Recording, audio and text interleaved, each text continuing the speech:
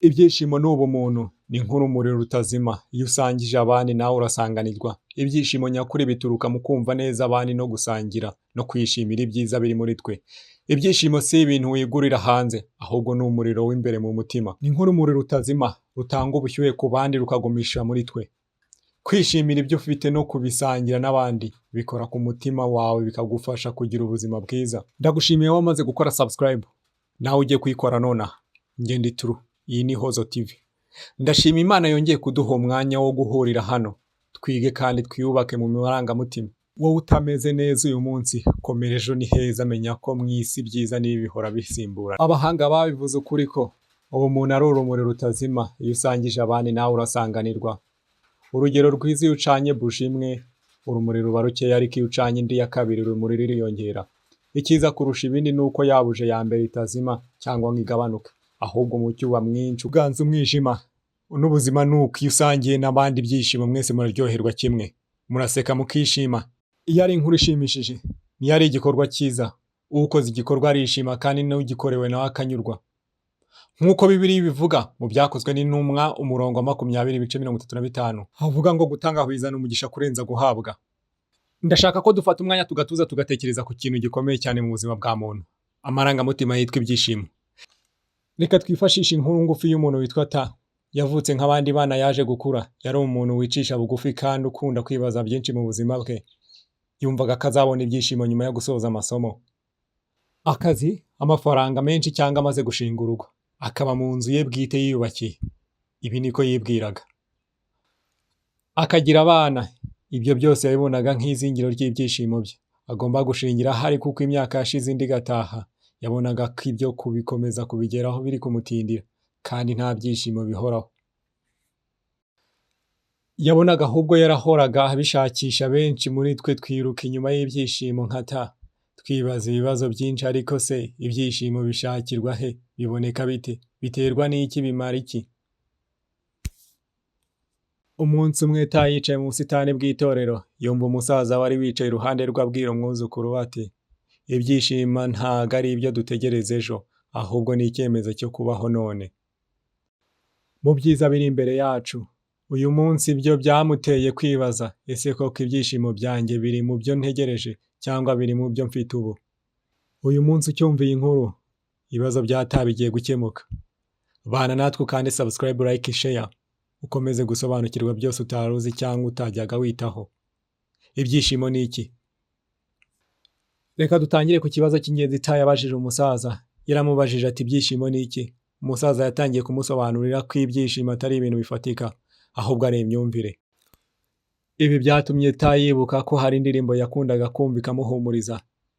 Inshuti zamusetsaga, kandi yari afite umuryango umukunda cyane ku rwego rwo hejuru. Ibyo byose yahise yibuka ko byamubera isoko y'ibyishimo. Umusaza yakomeje amusobanurira ko hari ibyishimo mpimbano. Ibyishimo mpimbano ni ibi: ni igihe ibintu byawe bitagenze neza nk'uko wabyifuzaga, ariko ukihimbira ituze ukavuga uti byanze bikunze Imana n'ibi yari yangeneye. Muri make, ibyishimo si ibintu bifatika, uburyo bwo kubona, kwakira ubuzima n'amarangamutima n'imyumvire bituma wumva uguwe neza mu mutima no mu bitekerezo. Ukumva ufite ituze n'akanyamuneza, unyuzwe kandi unejejwe n'ibyo uri kunyuramo, bituma ubuzima wumva bufite agaciro n'icyanga cy'ubuzima ntaregereranywa. Ibyishimo ari inzira yo kubaho, si ibintu byo gutegereza, ahubwo ni buri munsi. Habaho ibyishimo by'ukuri nature, bikomoka ku byo twifuza cyangwa twateganyaga ko biba, bikaba gutyo, nko kugira ubuzima bwiza buzira umuze, kubona inshuti, umuryango cyangwa abandi bantu bagufasha kumva uri uw'agaciro, kugera ku ntego zawe, haba mu kazi, mu masomo cyangwa mu buzima busanzwe. Kumva indirimbo nziza, gutembera ureba ibyiza nyaburanga, kumva nta kintu cyaguhangayikisha cyangwa kikubangamiye. Gusa hari n'ibindi byishimo mpimbano bituma umuntu anyurwa, kabone n'iyo ibintu byaba bitagenze nk'uko yari yabigennye cyangwa yabyifuzaga. Ubu bukaba uburyo bwiza bwo kwiyumvisha ko ibyo yabonye ari byo byiza. Abahanga mu by'imitekerereze bavuga ko ubu ari bwo buryo bwiza bwo guhindura imitekerereze kugira ngo umuntu yumve neza ko ibyo yabonye cyangwa yari afite ari byo bifite agaciro, bityo bikamushimisha. Urugero ni umugabo wabengutse umukobwa runaka, ariko yamusaba ko babana akamuhakanira. Byanze bikunze wa mugabo iyo agerageje agashaka undi mukobwa, abona ko wa mukobwa ari we mwiza urenze wa wundi. byarangiza agakoresha ubwo ni ya sisiteme y'ibyishimo mpimbano. Ubwonko yamaze kubwumvisha ko ari we umubereye mwiza kurusha wa wundi yifuzaga cyane wamubenze. Impamvu ikomeye y'ibindi byishimo umuntu yihimbira bituma umuntu aruhuka umutima, agahinda ituze, ntahora yicuza n'ubwo ibintu byaba bitagenze neza nk'uko yabishakaga. Aho imitekerereze itangira kukwereka ibyiza mu byo wari ufite utajyaga ubona. Impamvu abantu benshi cyane batishimye, aho yahise yibuka ko yibandaga ku byo yabuze aho kwibanda ku byo afite. Yibwiraga ko iyo aza kuba afite umutoza amukurikirana yari kuba ari we wegukanyisha irushanwa. Noneho aha ngaha yahise yibuka byinshi ko yibandaga ku byo yabuze aho kwibanda ku byo afite. Yibwiraga ko iyo aza kuba afite umutoza wamukurikiranaga yari kuba ari we wegukanye irushanwa yaherukaga kujyamo. Yatangiye gukora imyitozo yo kwandika ibintu 3 byiza afite buri munsi: ubuzima, inshuti n'umuryango. Yatangiye kubona agaciro k'umudari w'umuringa yahawe, bronze. Nubwo yashakaga umudari wa zahabu ariko akaza guhabwa uwa bronze kuko muri aya marushanwa yari yabaye wa 3, ariko yibutse ko hari abandi batahembwe muri ayo marushanwa. Ibyo byamufashije guhindura imitekerereze, kubona ko ibyo bigerageza ari amasomo kandi bimufasha guhanga intego nshya. Kuba yarabaye wa 3 yabifashe nk'ikimenyetso cy'intsinzi n'ubwitange, byamuremyemo icyizere no kuba uwa mbere bishoboka. None ntagisiba imyitozo. Umusaza yamubwije ukuri ko impamvu abantu benshi batishimye ari uko abantu batanyura mu nzira zifatika zo kwihangira ibyishimo mu buzima bwa buri munsi. Ubwo izo nzira ni izihe? Reka tuzigarukeho. Kwibanda ku byo ufite aho kwibanda ku byo wabuze. Ubwo ndavuga babandi bavuga ko baguye mu gihombo. Aho guhora utekereza ku byo utagezeho, gerageza gushimira ibyo ufite n'ibyo wagezeho nta kwigereranya n'abandi. Ba wowe ubwawe, kora umwitozo wibuke ibintu nka 3 byiza muri ubu buzima ufite. Nyuma utekereze impamvu ibyo bintu ari iby'ingenzi kuri wowe, maze bikomeze kukubera isoko ry'ibyishimo. Guhindura uburyo utekerezamo ibintu. Iyo ibintu bitagenze nk'uko wabyifuzaga, ushobora kubibona nk'amahirwe yo kwiga cyangwa gukura aho kubibona nk'igihombo. Ibintu byose bigira ibyiza n'ibibi. Nk'uko igiceri kigira impande ebyiri, hindukiza urebe urundi ruhande. Kora umwitozo andika ukora urutonde rw'ibyiza biri mu byo wagezeho kugeza ubu nubwo atari byo wifuzaga. Kugira imyumvire y'ukuri muri ubu buzima. Kwemera ko ubuzima burimo ibigerageza ari ukubona, ariko ukabona ko ibyo bigeragezo bishobora kukugirira akamaro mu buryo butaziguye. Shaka inyigisho irimo ikigeragezo, wiga uburyo bwo kwakira ibigeragezo. Urugero ibyo byanyigishije kwihangana, byatumye menya ko nshobora guhangana n'ibibazo, menya ko hari izindi mbaraga mfite kandi ntari nzi ko mfite. Kugira intego nshya. Y'intego ya mbere itagezweho. Va ku bintu. Ushobora kwihangira indi ntego ikubereye inzira yo gukomeza kwishimira ubuzima. Hindura ushaka indi nzira cyangwa indi soko y'ibyishimo, kuko ushobora gusanga uri gushakira ahatariho, wayobye cyangwa igihe kitaragera. Kwitoza kwishima buri munsi, gushimishwa n'ibintu bito, guha agaciro utuntu duto bituma wumva ko ubuzima bufite agaciro. Nko mu gihe usitaye umuntu akakubwira ngo komera, amagambo ye yihumura kugabanyiriza ubukana bw'umubabaro, kabone niyo nta kindi yaba agufashije gifatika. Zirikana utuntu duto duto niyo soko y'akanyamuneza, wita urenza ingohe. Buri nimugoroba utekereze utwaranze umunsi wawe, ikindi kintu kikuzanira umunezero. Kwiyumvisha ko ibyo wabonye ari byo byiza nubwo waba atari byo wifuzaga. Ushobora kwiyumvisha ko ibyo wabonye ari byo bikubereye kurusha ibyo watekerezaga. Shaka akamaro k'ibyo ufite aho gutekereza ku kamaro k'ibyo udafite uhora wicuza. Amoko y'ibyishimo. None hahata yakomeje kunyura muri za nzira, atangira kubona ibyishimo bishya bihoraho kandi bishingiye ku bintu bitandukanye. Reka noneho dusobanukirwa amoko y'ibyishimo tugendeye ku ngano yabyo, uhereye ku rwego rwo hejuru kugeza ku rwego rwisumbuye. Aya moko atandukanye kandi buri wese ashobora kubibona mu buzima bwe. Ibyishimo byoroheje, middle happiness. Umutuzo n'ibyishimo bihoraho. Umutuzo uza mu gihe umuntu yumva nta muhangayiko kandi yumva nta cyamuhungabanya, akumva atekanye. Umuti wa byose. Icara ahantu hatuje cyangwa injira mu bihe byo gusenga, meditation. Irinde ibikujagaraza. Uceceke, uhumeke neza, utegereze ku ijambo rimwe ryoroheje. Akanyamuneza ko kakaba ari ibyishimo biva mu kintu gitoya cyaguteye ishema cyangwa ibyishimo by'ako kanya. Ni ibyishimo byihuse bigufasha, bishobora kuba byoroheje ariko bikagutera kumwenyura cyangwa guseka. Urugero ni ukubona inshuti utari witeze, kumva indirimbo ukunda cyangwa kubona inkuru nziza itunguranye.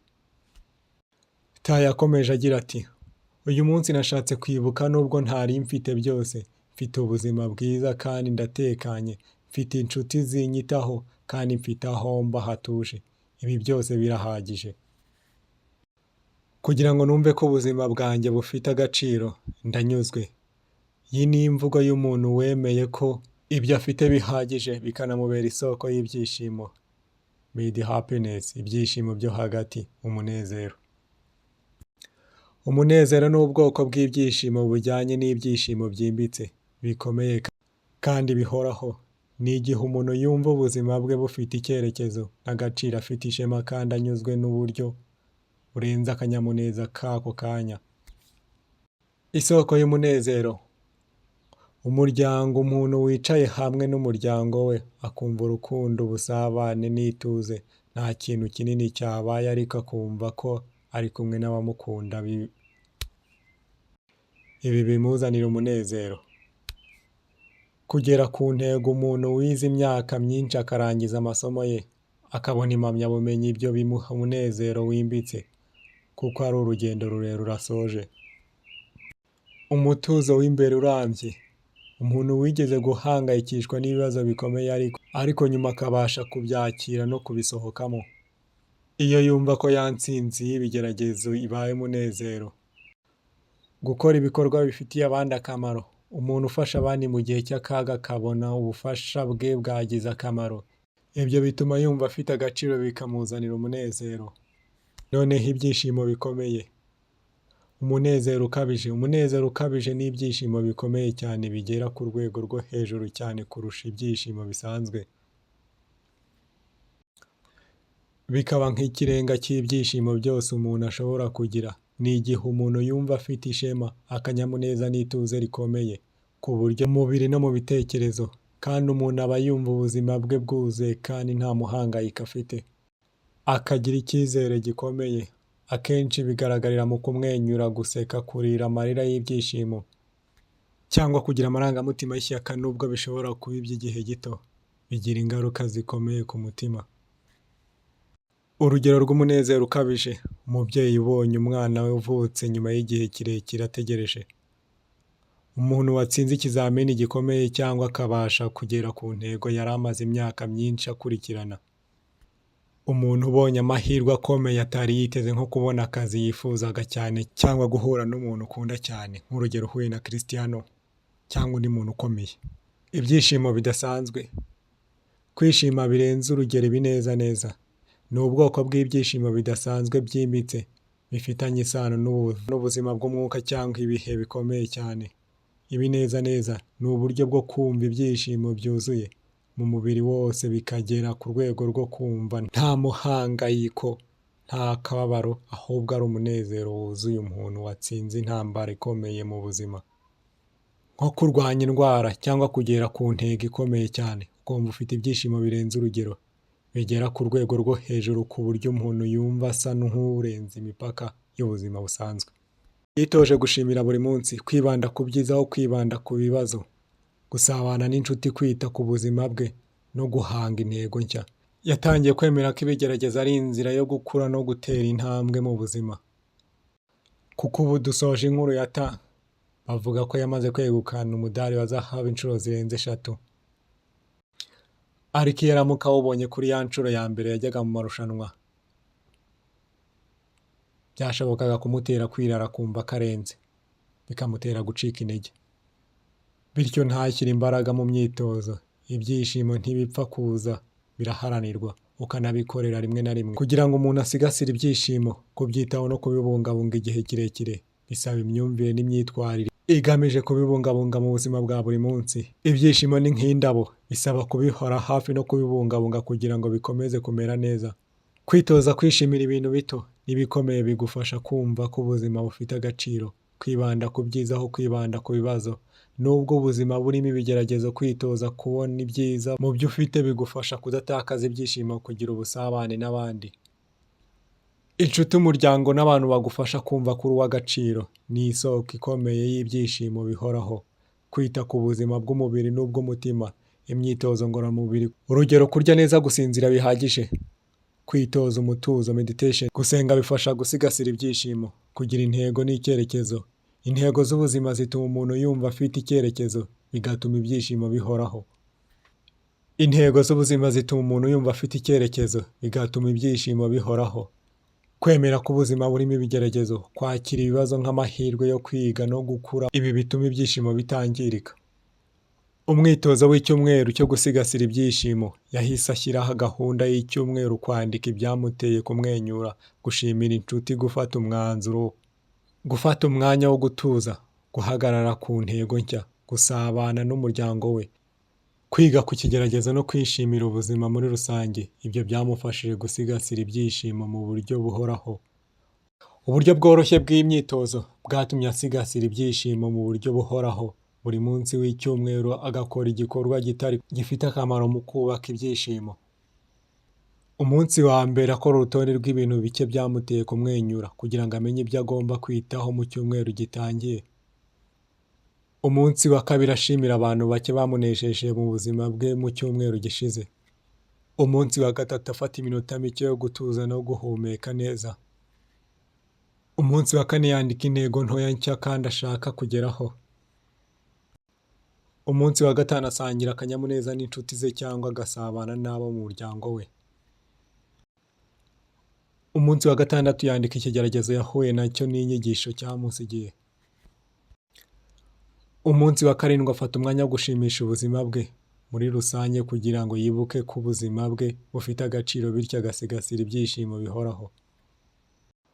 Umwanzuro ukomeye. Inkuru yataye iragaragaza neza ko nubwo hari abafite inzozi n'ibyifuzo bikomeye, hari ingorane yahuraga nazo mu rugendo rwe rwo gushaka ibyishimo. Mu mpera tayi yaravuze ati, nzahora nzirikana ijambo ry'umusaza, ibyishimo si ibyo gutegereza ejo, ni icyemezo cyo kubaho mu byiza biri imbere yawe uyu munsi. Twasoza tugira tuti, iyo uhisemo kuba urumuri ku bandi, n'ubuzima bwawe buramurika. Buri wese afite ubushobozi bwo guhitamo uburyo abaho, kandi guhitamo kwishimira ibiriho ni intangiriro y'ubuzima bufite agaciro. Murakoze cyane. Icyegeranyo cyateguwe kandi kinatunganywa nanjye True. Murakoze, mukomeze gukora subscribe, like, share kuri Ihozo TV.